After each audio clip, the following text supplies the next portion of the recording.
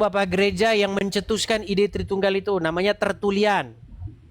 Sebelum Tertulian itu yang paling awal aja Bang, Theophilus. Itu aja yang paling awal. Oke, Theophilus. Tetapi kan tidak di ini ya, tidak berkembang begitu ya? Bukan tidak berkembang, ya ide dari hayat nafas Tritunggal itu sudah direfleksikan oleh para Bapak Gereja ini. Oke, baik. Tuh. Lalu kemudian dilanjutkan oleh Tertulianus, betul? Ya, lalu ada Tertulianus dan lain sebagainya. Oke, betul tidak Tertulian yang menggagas ide Tritunggal itu? Karena setahu saya yang menggagas pertama itu ya Tertulian. Bukan. Oke, masalah itu nanti kita bahas lagi. Intinya Tertulian itu dialah yang menggagas mengenai perumusan atau konsep Tritunggal itu. Betul nggak? Tertulian itu sendiri akhirnya meninggalkan gagasannya itu. Iya, betul. Nah, bagaimana di sini Elia Miron memaksa orang harus memberitakan Yesus plus Tritunggal, sementara Tertulian yang menggagas Tritunggal sendiri itu malah meninggalkannya. Bukan. Nah ini Bang Edi salah, bukan Tertulianus yang menggagas Tritunggal, tetapi itu memang iman gereja sejak awal. Kenapa Theophilus tidak meninggalkan Tritunggal dengan istilah Hagia Triadanya? Kenapa Athanasius tidak meninggalkan Tritunggal dalam melawan bidat Arius yang menegaskan keilahian Oke, Kristus? saya mau belajar nih. Mengapa Sekarang saya mau belajar nih. Nah, silakan. Mengapa Yohanes Chrysostomus tidak meninggalkan Tritunggal? Jadi jangan ini yang menjadi falasinya. Hanya karena Tertulianus meninggalkan Tritunggal, padahal Tritunggal itu bukan ide murni dari Tertulianus, dia hanya meneruskan apa yang disampaikan oleh Bapak Gereja awal, cuma dia salah mengkonsep dan memahaminya. Lalu kemudian kita mengatakan bahwa bagaimana mungkin Tritunggal itu harus kita bahas dalam penjelasan tentang Yesus. Padahal memang Tritunggal itu yang nafas dari seluruh Alkitab, Bang Edis. Oke, baik. Kalau itu kan itu namanya pendapat pribadi, El. Begini, kita harus bedakan apa yang tertulis. Bapak Gereja, Bang Edis, ini saya katakan ya. Bapak Gereja itu sampai martir menumpahkan darahnya demi mempertahankan iman loh. Kalau kita nggak menghormati mereka, lalu Bang Edis mengatakan, loh itu kan cuma pendapat. Lalu apakah darah mereka yang tertumpah itu hanya menjadi sebuah kesia-siaan tanpa arti bagi kita? Baik, sebelum ke situ nanti akan saya tanggapi Sampai itu, El. mati loh mereka loh. Oke, nanti akan saya tanggapi itu ya, masalah itu. Sekarang begini dulu. Nggak boleh gitu. Pelan-pelan ya, pelan-pelan.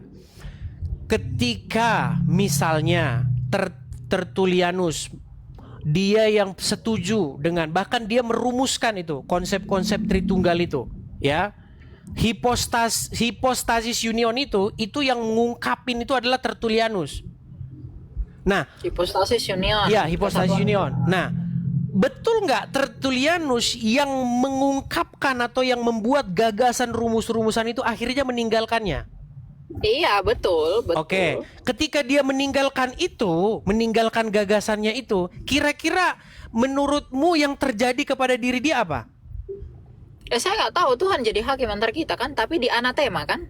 Anatema itu artinya kamu salah, kamu salah, inilah yang benar, tapi biarlah Allah yang menjadi hakim di antara kita. Nah, di sini kan keputusan Roh Kudus gini Bang Edis.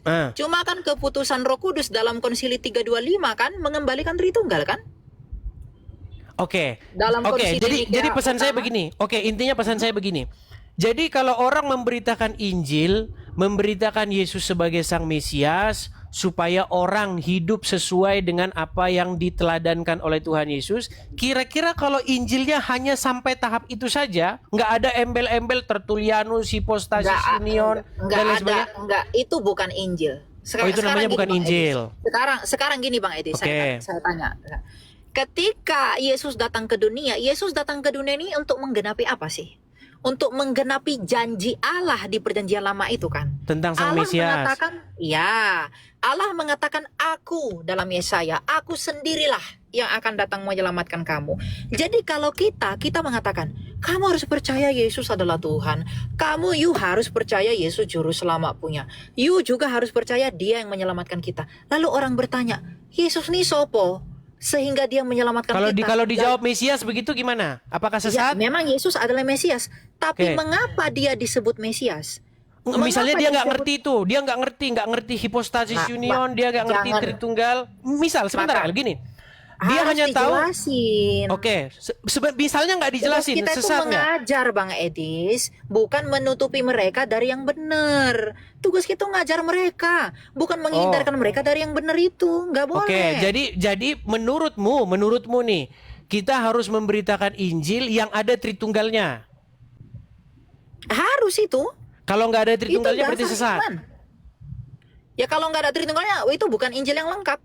Oke, baiklah. Berarti Injil kalau nggak ada Tritunggalnya, kalau cuman Injil yang ada sekarang di tangan kita ini tidak ditambah-tambahi Trinitas berarti sesat gitu ya? Iya, bukan sesat, tapi itu nggak lengkap. Karena gini Bang Edis, Mana? ketika kita menginjili Yesus adalah juru selamat, firman Allah yang jadi manusia. Ya ketika dia katakan firman itu telah menjadi, Rasul Yohanes ketika mengatakan firman itu telah menjadi manusia. Karena begitu besar kasih Allah sehingga kita beroleh hidup kekal.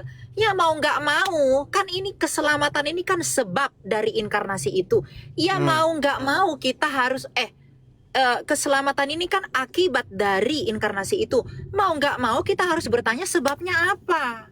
Makanya saya katakan gini, Bang Edis itu jangan menghindari hal-hal yang sulit, tapi justru kita harus sama-sama mau belajar bagaimana cara kita menyederhanakan yang sulit ini. Oke, coba saya mau belajar nih. Mengajar dengan sabar kepada orang-orang yang belum mengerti ini. Oke, saya mau belajar nih kalau gitu. Oke. Berarti saya mau belajar nih metode-metode yang kalian Ya, pelajari. boleh, Oke, boleh. Saya baik. dengan senang hati, Saya saya belajar akan ya malam ajari. hari ini ya teman-temannya. Saya mau Ya, belajar nih boleh. teman-teman malam hari ini. Silakan. Oke. Apa? Baik. Jadi menurut para teman-teman yang Injil plus Tritunggal yang saya katakan harus ada dogma-dogma yang menurut saya ini dalam pandangan saya ini ruwet ya. Berarti harus memberitakan Lanjut. ya teman-teman ya. Berarti harus memberitakan Yesus plus Tritunggal ya. Yes, harus itu. Wajib. Oke, pertanyaan saya, Tritunggal itu apa? Kebagaimanaan Allah yang esa, Allah yang satu itu. Tri itu apa? Tri itu 3. Yang 3 apa? Yang 3 hipostasisnya atau realitanya, keadaannya, realita konkret, keberadaan. Keberadaannya yang 3. Yes, Bapa, firmannya dan rohnya seperti kita, tubuh, firman dan roh ada 3 tapi 1 manusia.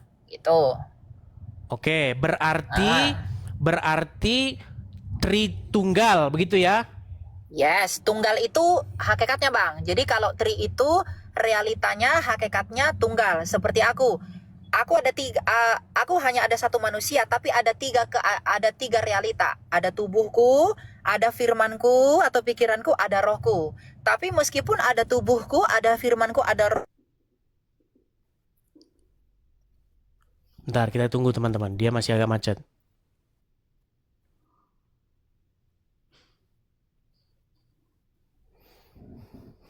Masih kita tunggu ya. Saya mau belajar nih. Saya mau belajar metodenya mereka karena saya nggak pernah memberitakan yang kayak begini. Maksud saya bukan nggak pernah, sudah saya tinggalkan. Aduh, malah hilang. Baik, kita tunggu lagi ya. Kita masih menunggu kesempatan. Teman-teman, silakan ya yang mau mengatakan atau yang punya satu kesimpulan kalau Anda memberitakan Injil Yesus sebagai Sang Mesias, Anak Allah, yang kalau Anda percaya mengikuti Dia, mengikuti turut hidup seperti bagaimana yang dicontohkannya, maka Anda diselamatkan. Tapi kalau nggak ada Tritunggalnya, berarti sesat katanya. Nggak apa-apa, kita mau belajar teman-teman. Kita belajar. Apa? Kita belajar. Saya masih menunggu ya. Mungkin sebelum kita lanjutkan,